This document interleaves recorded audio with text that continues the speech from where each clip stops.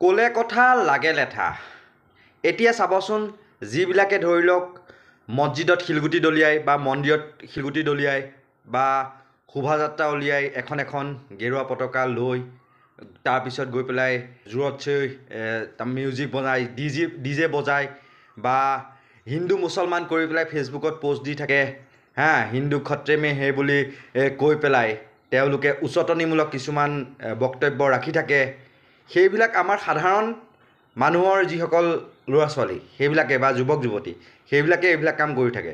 কিন্তু এতিয়া মন্ত্ৰী বিধায়কৰ পুত্ৰসকললৈ চাওকচোন, কোনোবা যদি লণ্ডনত পঢ়ি আছে, কোনোবাই আকৌ আমেৰিকাত পঢ়ি আছে, কোনোবাই আকৌ ভিয়েটনামত পঢ়ি আছে, কোনোবাই আকৌ ফ্ৰান্সত চাকৰি কৰি আছে, বা তেওঁলোকৰ পুত্ৰবিলাক সদায় ভাল ভাল উকিল হয় বাহিৰৰ দেশত বা উচ্চতম ন্যায়ালয়ত বা অন্যান্য ভাল ভাল প্ৰতিষ্ঠানত তেওঁলোকে চাকৰি পায় বা তেওঁলোকে ব্যৱসায় বাণিজ্যত তেওঁলোকে সফলতা অৱলম্বন কৰে। তেওঁলোকে এইবিলাক মন্দিৰত গো মাংস ৰখা বা মছজিদত শিলগুটি দলিওৱা, হাতত তাৰমানে মছজিদৰ ওপৰত গৈ পেলাই ৰামৰ পতাকা লৈ জয় শ্ৰীৰাম ধ্বনি দি উত্তাল পৰিৱেশৰ সৃষ্টি কৰা, ৰাস্তাত নামাজ পঢ়াৰ বিৰোধিতা কৰা বা ৰাস্তাত শোভাযাত্ৰা উলিওৱাৰ বিৰোধিতা কৰা হিন্দু ধৰ্মাৱলম্বী লোকে এই কামবিলাক কৰি থাকে এচাম সাধাৰণ মানুহৰ ল'ৰা ছোৱালীয়ে। কিন্তু মন্ত্ৰী বিধায়কৰ পুত্ৰসকলক এইবিলাকত নামিবলৈ নিদিয়ে। তেওঁলোকে কেৱল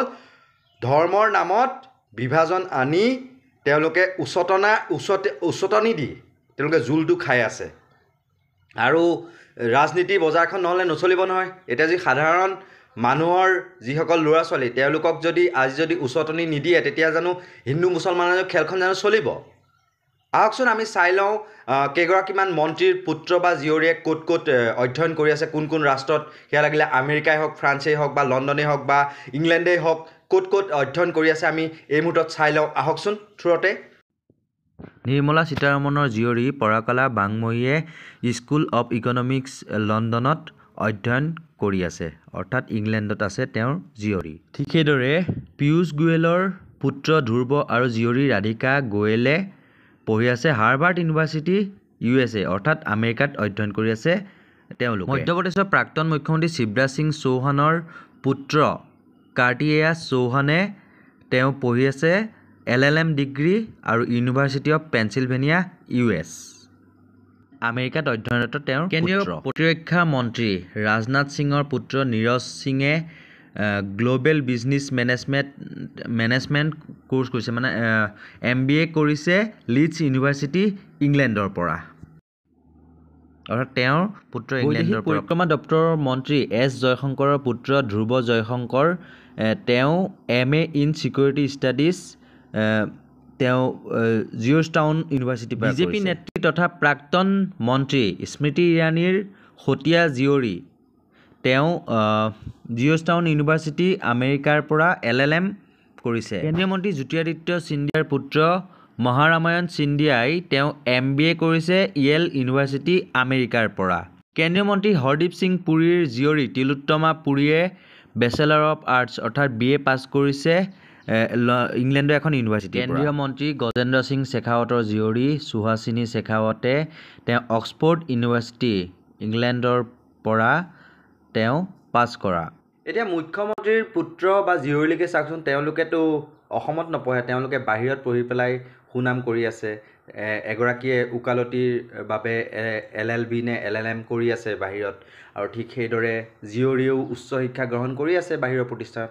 তেওঁলোকক জানো এনেকৈ ৰাস্তাই ঘাটে হাতত এখন গেৰুৱা পতাকা লৈ জয় শ্ৰীৰাম ধ্বনি দি পেলাই মুছলমান এলেকাত ডিজেত ৰাম নাম লগাই পেলাই বা অশ্লীল শব্দ প্ৰয়োগ কৰি পেলাই মছজিদৰ সন্মুখত শোভাযাত্ৰা উলিওৱা, এইবিলাক কামত জানো এই মুখ্যমন্ত্ৰীৰ পুত্ৰ জীয়ৰী বা মন্ত্ৰীৰ পুত্ৰ জীয়ৰীসকলক জানো সহযোগিতা কৰা দেখিবলৈ পাইছে? তেওঁলোকেতো অতি সুন্দৰভাৱে তেওঁলোকে নিজৰ অধ্যয়ন সম্পূৰ্ণ কৰিছে বা ভাল ভাল মানুহ হিচাপে নিজকে পৰিচয় লাভ কৰি অৱশেষত বাপেকৰ থ্ৰুৱেদি বা মাতৃৰ থ্ৰুৱেদি তেওঁলোকে ৰাজনীতিত প্ৰৱেশ কৰিব পাৰে ভৱিষ্যতে, সেই তেনেকুৱা আমি দেখি আহিছোঁ।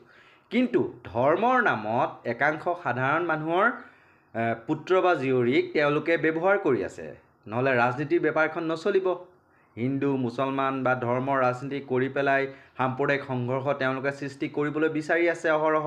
আৰু ঢাল হিচাপে সাধাৰণ ঘৰৰ যিসকল নিবনুৱা, যিসকলে চাকৰি বাকৰি নাপায়, এনেকুৱা ধৰণৰ ধৰ্মীয় কাম কাজ সেইবিলাকত লাগি ফুৰিছে কিছুমান আমি দেখিবলৈ পাইছোঁ। সেইসকলক ব্যৱহাৰ কৰি পেলাই তেওঁলোকে ফেচবুকৰ জৰিয়তে বিষবাস বিয়পাব ধৰিছে। ৰাজপথত ধৰি লওক এতিয়া মন্দিৰৰ গো মাংস পেলোৱাই হওক বা মছজিদৰ সন্মুখত জয় শ্ৰীৰাম ধ্বনি দি পেলাই পৰিৱেশ উত্তাল কৰিব বিচৰাই হওক, মছজিদৰ মূধচত গৈ পেলাই ৰামৰ পতাকা উৰুৱা, এইবিলাক কামৰ ক্ষেত্ৰতে হওক আপোনালোকে দেখিবলৈ পাব এই সাধাৰণ ঘৰৰ ল'ৰা ছোৱালীকেইটাকহে। কিন্তু দেখিবলৈ নাপায় যিসকল মন্ত্ৰী বিধায়ক বা ভাল ভাল মানুহ তেওঁলোকৰ সন্তানসকলকো সেই ভালদৰে পঢ়ি মেলি IAS IPS বা ভাল এজন সুদক্ষ ব্যৱসায়ী সেই তেনেকুৱাই হ'ব। তেওঁলোকৰ পজিটিভ চিন্তাধাৰা। আৰু সৰু সৰু মানুহৰ যিসকল নিবনুৱা হৈ আছে সেইসকলক হাতত জাণ্ডা লৈ পেলাই বাইকৰ আগত একদম ৰঙা জাণ্ডা বা গেৰুৱা জাণ্ডা আঁৰি পেলাই জয় শ্ৰীৰাম এটা তিলক দীঘলকৈ ল'ব আৰু তেনেকুৱা বহু আমিবিলাকে কৰি ফুৰা দেখিবলৈ পাব।